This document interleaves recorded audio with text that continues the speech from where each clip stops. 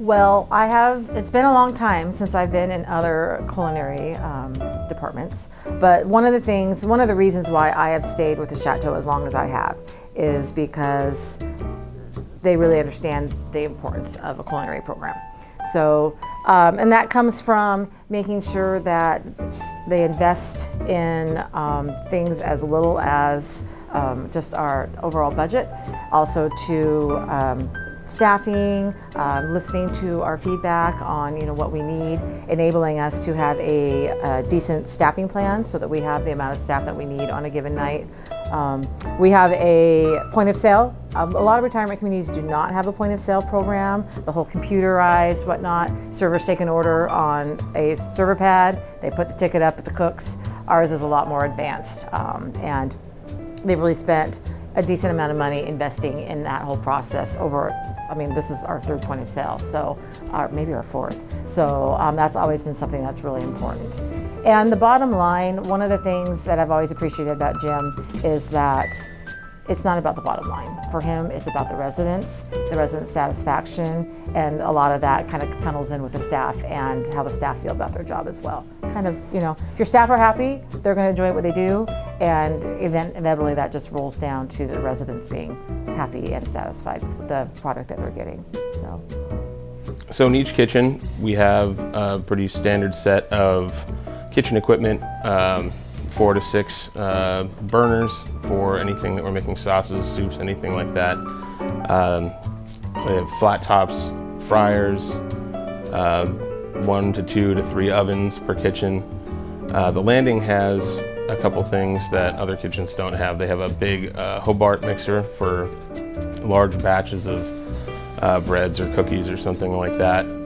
They also have a huge soup kettle that makes an enormous amount of soup. I think I don't even know what the size is, but it could do all 3 kitchens and make soup for all 3 kitchens. They also have meat slicers in Bistro and the Landing. The Bistro has a vector oven, which is really cool. It can do 4 different heat temperatures at the same time, so you can cook 4 different things at the same time, which is pretty neat.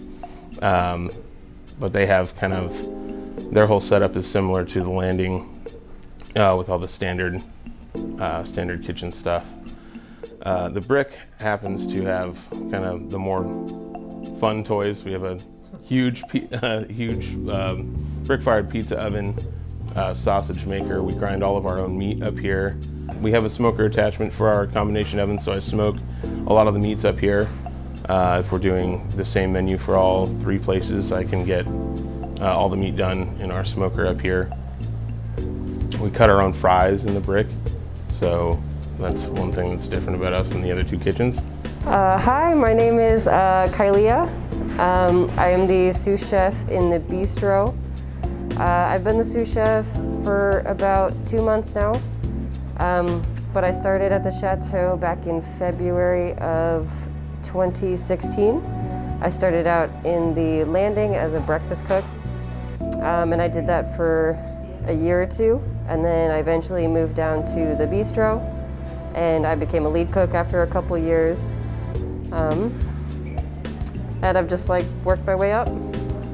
So what my daily routine looks like, I'm usually here around 8 or 8:30 in the morning. I start out my day by making the soup. Then I'll usually set up for lunch for the day, and then kind of do any other extra prep that needs to be done around the kitchen, as far as the weekly menu or the daily menu. I'll make dinner for the night when I get time, and then I usually will serve lunch. After lunch, we just go right into dinner, and that's about my day. So we have quite a few vendors here. One of our biggest suppliers is US Foods. They deliver everything as far as dairy and a lot of our proteins and stuff like that, all of our supplies and chemicals. We go through Charlie's Produce, and they just deliver all of our fresh produce. They come here 3 days a week. What other deliveries do we have? We actually go through a fresh meat company. Their name is Mondo's. So we get an order from them once a week. And that's kind of our big suppliers right there. So for the menu process, for now, Sherelle does most of like the daily planning for the menus. I'll give her some ideas here and there. But as far as the what you would see on your menu that you get during lunch and dinner, the weekly specials, I usually come up with those myself. I spend like a couple hours a week and I like come up with new burger specials and salad specials, and I'll kind of keep them all together, and I'll just rotate things that people like. And so the daily menu will always have, we have different selections that rotate of like beers and ciders, different like pale ales and lagers and IPAs. We serve all of those daily, and we always have like a red and a white wine. Once a month we'll have a cocktail night, and that will be held in the pub. And what we do is we have a menu of like the classic cocktails, like a cosmopolitan or a margarita, you know, all the things that people like. But we do 3 drink specials as well. They'll vary anywhere from a different flavored margarita to a champagne cocktail with elderberry liqueur and different stuff like that. So there'll be kind of something you've probably never heard of, you know. We have to watch our sodium intake, so there's little things that we'll do to follow that. But our kitchens are a very heavy scratch kitchen. So when you're cooking a lot of your stuff from scratch, you have a lot more control over the sodium contents. Items from freezers, cans, gravy mixes, those are often loaded with sodium and extra stuff. And since we make our own soups from scratch, we make all our own gravies from scratch. We don't use mixes really for anything except for baking. And we really limit the amount of canned items we use. And there's some of the canned items that we use that, like our tomatoes or marinara, are a lower sodium item.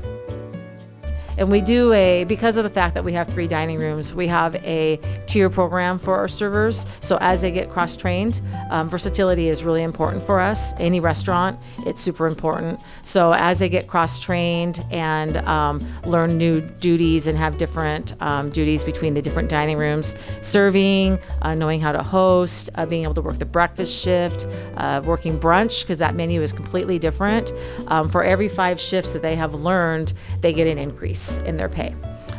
We also do increases in pay when they get their alcohol permits, because an employee who can serve alcohol and who can also pour alcohol is more versatile, and they sometimes end up taking the brunt for employees who can't. So, you know, in the dining room, if we've got one employee who can pour, they might end up having to pour quite a bit of alcohol for other staff. Or, you know, other staff say, hey, you know, Kayla, can you run out a wine to table 13? Ruth needs a Chardonnay. So sometimes they end up picking up a little bit more slack in that area. So we felt that it was worth for them getting paid a little bit more to do that.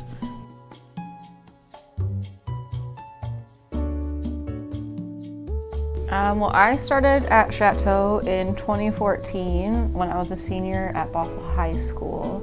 I had a couple of friends that already worked here. And I think, I started in March, so it was right after I turned 18 and I decided to get a job. And so I came here with a couple of my friends and interviewed, and I was really shy. I was actually kind of surprised I got the job. I got the job, and I was still pretty quiet. And over the years of being here, I've become more outgoing and more confident. Over the years, my confidence grew, and I never thought I'd be where I'm at today. I didn't expect to become a lead server, and then I definitely did not expect to be a dining room manager, let alone a senior dining room manager. So that's pretty cool. I really like what I do. The Bistro is definitely the busiest dining room that we have at Chateau. So it's a little more, it's louder, it's busier. You get to see the servers move faster, be more efficient. So that's probably the most entertaining part for residents. And not only that, because it is more busy, there's more of that social buzz that I think a lot of residents are drawn to in the Bistro.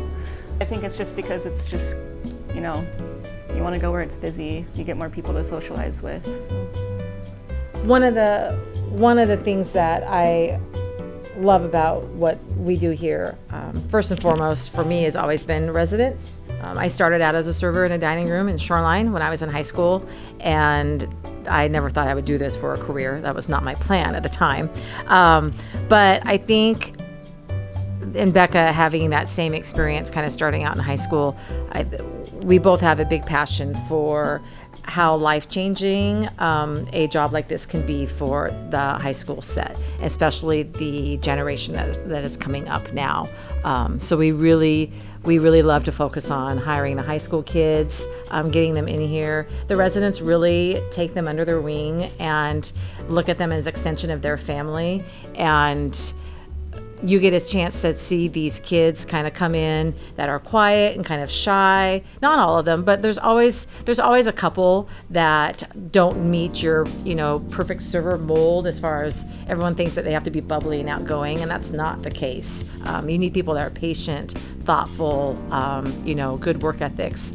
But it's just super rewarding to see how the residents take them under the wing, and these kids just develop this great amount of confidence.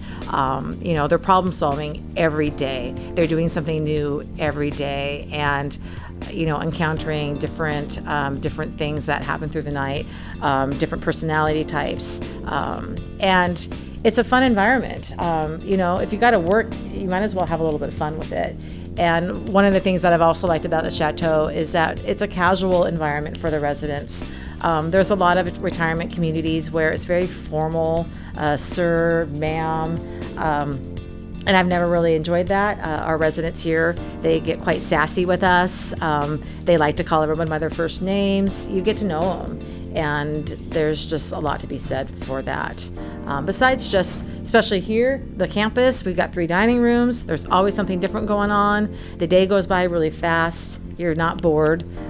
There's rarely a time that it feels like the clock is kind of ticking, There's always something fun to do. You get to work your creative side of your brain, at least in my role, I do. I get to do a lot of the fun menu planning things, which is creative, the dining decorations, all of that kind of stuff, and then the other part of my brain working on the financials and, that kind of stuff, which is just completely opposite. And then, for myself, just that customer service piece and the staff development is huge. My name is Joseph Bonneau, and I am the sous chef of the Landing Kitchen here at the Chateau Bothell Landing. Well, I've been cooking since I was about 14 years old there. It's been a long journey. I've worked in many different kitchens over the years. Mainly in the last 5 or 6 years, I've been doing a lot of catering and banquet work. I worked at the Hyatt Regency Bellevue before I worked here. Well, I've always liked working with food there. Ever since I was a little boy, you'd catch me in the kitchen putting different stuff together, little concoctions and this and that, trying to figure out what tasted better. I've always liked making delicious food, mainly because I like eating it, but also because, you really get to serve somebody a smile, more or less. There's a lot of love that you can put into food that people take, and it becomes a part of them. It's a good field for me. The Landing to me is comfort food. We like to do foods that we know our residents are going to enjoy, so we cook it specifically for them. I literally got a comment from one of the residents the other day that was like, "We can tell that you're cooking for us and not for you or your ego or anything like that." And oh man, it just it was really sweet. I really love hearing comments like that, because we really try here.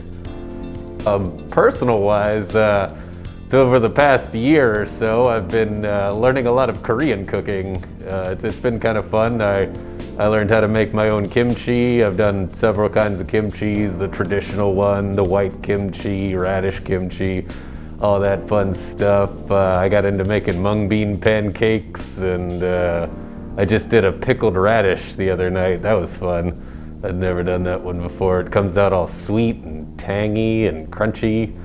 It was a lot of fun. But I'm always looking for a new thing that I haven't played with before, a new culture's cuisine and this and that. And it's the fun part about cooking is that there's no end to it. There are literally infinite combinations you can make with food. So it's like you can just go forever, really. So it's a fun thing, it really is. Yeah. So on a typical day, I get here around 10:30 usually, depending on the day. But usually I'll start prepping for the dinner. If there's a homemade dessert, I'll make the dessert. I also do all of the ordering and putting away of the orders. That's a big thing for me. I'll put away thousands of dollars worth of food and supplies and stuff once or twice a week. So yeah, it's pretty fun. I cook the dinner most nights. So if you're here on a Tuesday through a Saturday, you're getting this guy here. So yeah, it's a fun place to work.